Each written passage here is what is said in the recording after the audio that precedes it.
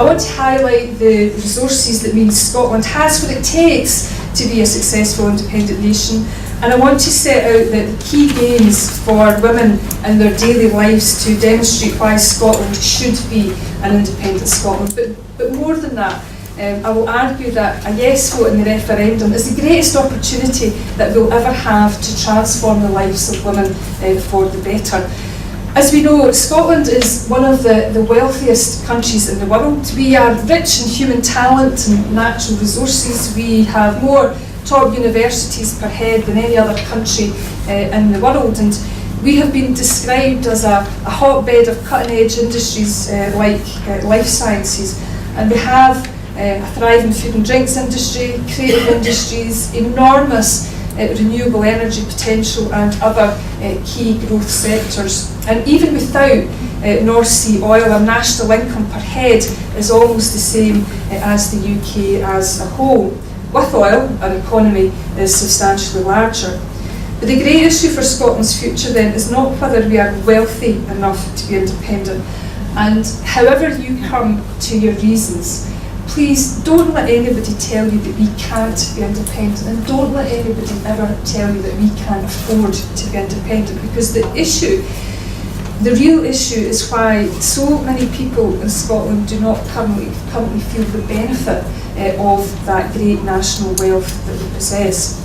And the issue of fairness, I hope, goes to the very heart of my argument today as to why Scotland should be an independent country.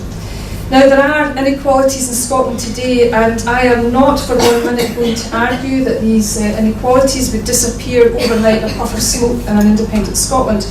But what would happen, I believe, is that Scotland would be better equipped to address these inequalities. And in so many areas, power and responsibility and resources for addressing inequalities currently lie with Westminster.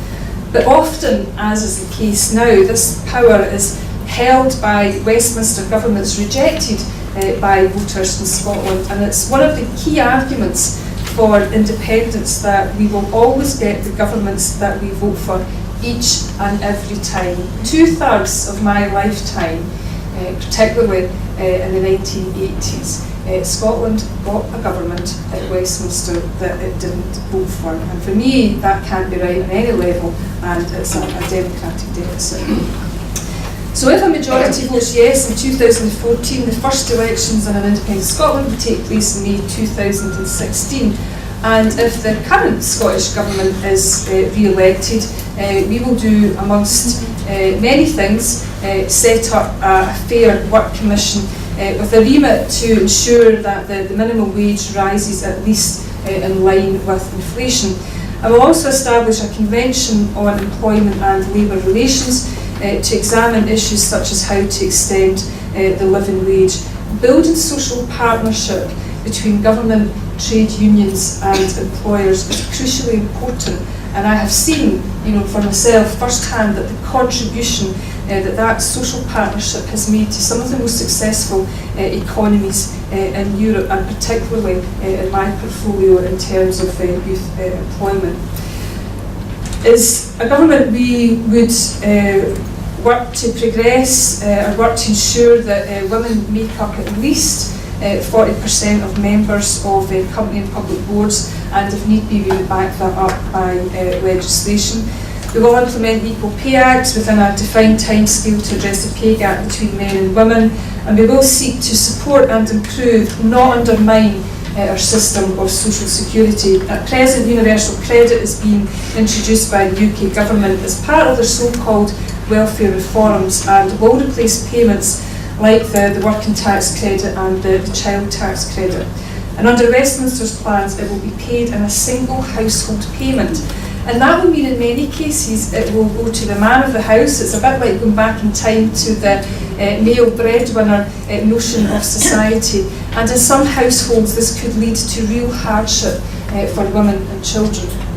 And women, if they are the second earner in the house, will also lose their earnings disregard, and that's the amount that they're allowed to earn before losing benefit.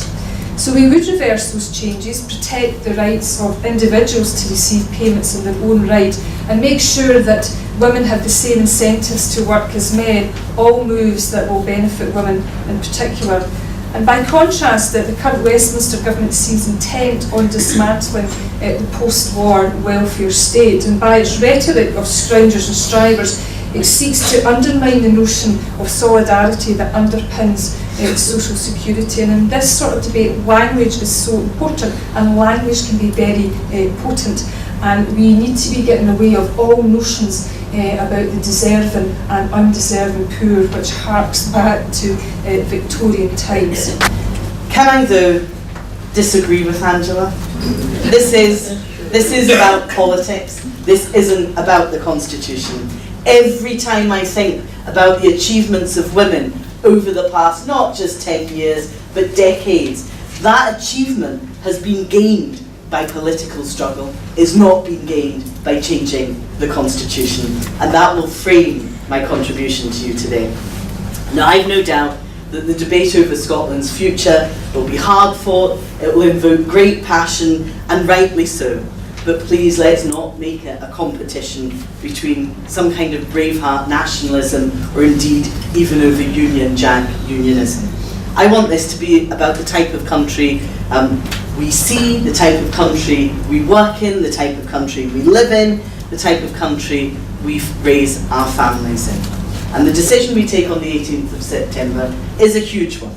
It's not like an election, it's not like you get a chance in a few years' time to throw them out and put somebody else in. It is a historic choice, but it is an irreversible choice. And because there is no going back, we need to think carefully about this. So it's not just about us, it's about our children, and it's about our grandchildren's future too. I'm very proud of our country, I'm proud of our achievements, but I'm equally pragmatic. I think with both my heart and my head about what will be in our best interest. And I absolutely want the best of both worlds. Like most women, I like my cake and eating it too. But a strong Scottish Parliament delivering on things like health, like education, like housing, like transport, but having the strength and stability of remaining as part of a family that is the United Kingdom. Now, there is much said about the women's vote, we're all quoting it, and whilst I have absolutely no doubt that women have far more emotional intelligence than men, only need to look at my husband to see the truth of that, but we do largely care about similar things. Our emphasis might be different, we might be more thoughtful before coming to a decision, but we care as much about jobs, we care as much about opportunity for our families, we care as much about the future. And away from the heat of debate, I suspect Angela and I would agree about very many things about the type of Scotland we want to see. A Scotland of opportunity, a Scotland where no one is left behind, a Scotland where all of its people flourish. Where we fundamentally disagree is the mechanism by which we get there. For her party, it is about changing the Constitution. For mine, it is about changing the country. Values that brought me into politics were based on social justice, on fairness, and on equality. So for me, this debate should never be about borders or flags. It is very much about class and community. Working people in Glasgow will have more in common with working people in Newcastle, Manchester, Birmingham, or Liverpool than they do with a Highland laird or an Edinburgh fund manager. Our challenge must be to change the whole of the UK, not simply to erect a border. We know that the cost of living crisis does not stop at the border. We know that poverty doesn't stop at the border. Low pay doesn't stop at the border. We should talk about politics because the Constitution doesn't change those things, politics does. The reality, though, for the Scottish Government is that independence is always the answer, whatever the question. When Labour were creating the NHS, the answer for the SNP was independence. When Labour were creating the welfare state, the answer for the SNP was independence. And when Labour were passing legislation to establish the minimum wage, the answer then was also independence. So I frame the debate around equality and social justice. Others frame the debate around nationalism, and that's the difference. Because progressive politics has never been based on constitutional change, it's based on political will.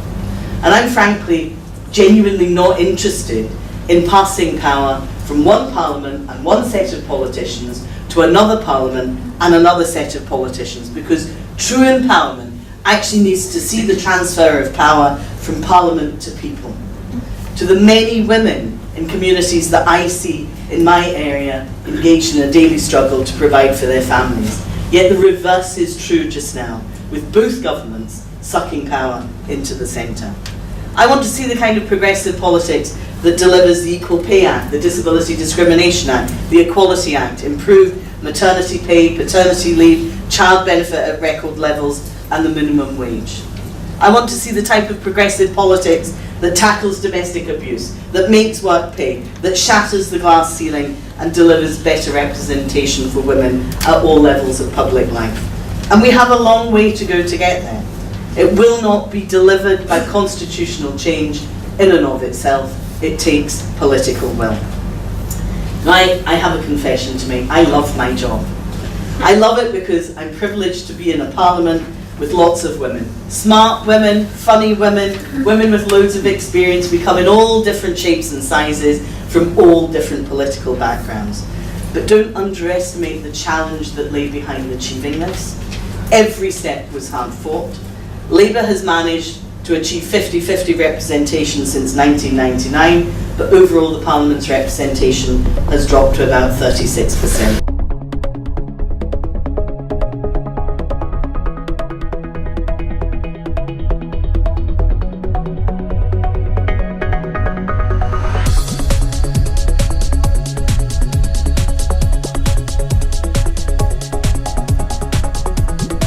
The Scottish Government has decided that a currency union would be best both for Scotland and indeed for the rest of the UK. And interestingly, this morning's Guardian had a lead story from, which featured a minister in the coalition government saying that, well, yes, of course there would be a currency union, but unless and until there was a yes vote, when they would have to roll back in that. And I think that gives the lie to the certainty that Mrs Osborne and co are trying to implant, that there will be no deals. There will, of course, have to be deals, there will have to be negotiations. But the other, I think one of the reasons probably, and I certainly can't speak for somebody in Angela's government, but I think one of the reasons that Alex Salmond went for that was that his fiscal commission, which contains a raft of top-flight economists, including 2 Nobel laureates, thought that was the best bet both for us and for the rest of the UK. But there are, of course, other options, including our own currency or including sterlisation, which just means using the pound anyway, because actually it's not England's pound to either keep or give away. So I'm reasonably relaxed with that, but I do absolutely understand your concerns, and I think that has to be fleshed out before September the 18th. Can I say, in broad terms, in terms of independent countries, every independent country works with others and shares decisions. And for me, as an individual, as a woman, I value my own personal independence, but I make decisions about how I spend my money, who I share my resources with, who I have in my life, who I share decisions with. And in many ways, being an independent country is not much different from that. And for me, in terms of the currency union, there are 4 options set out in the Fiscal Commission working group. It's quite a meaty, lengthy document if you're ever in need of some bedtime reading. And you can't sleep. And you can't sleep. It's just the ticket. And as you said, it was an independent commission that looked at all of this in great detail, or at least a year before George Osborne came up and started lecturing and hectoring us about what we can and can't do. And you can see in the Fiscal Commission working group, the 4 options, and it's clear, from that body of independent work that a currency union, continuing to use sterling in the context of a currency union, is not just the right thing or the best thing to do for Scotland, it's also the best thing for the rest of the UK, in terms of that we don't want to have £500 million of transactions cost. Scotland's the 2nd biggest export market for the south of the border, and the balance of payments from oil contribute to the success of sterling.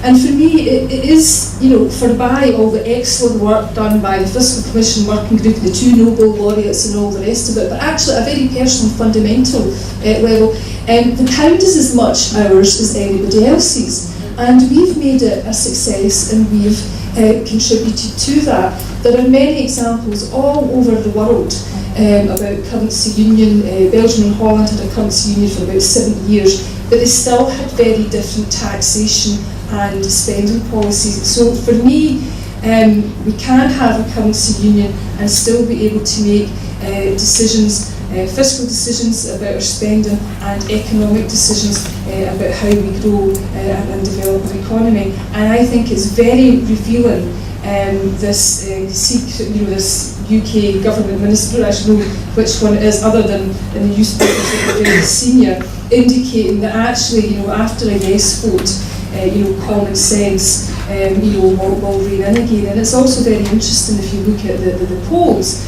that people are showing that they weren't buying what George Osborne was saying now. And I think it's very important that as a government, we've done a body of work, we've set out what our preferred position is. Ultimately, the people of Scotland will decide what we do in relation to currency in terms of the 2016 general election. But we've set our position, and I don't think we should allow George Osborne to bully us away from our settled position. Firstly, politicians tend to listen to what people say to them. We're influenced by what people say.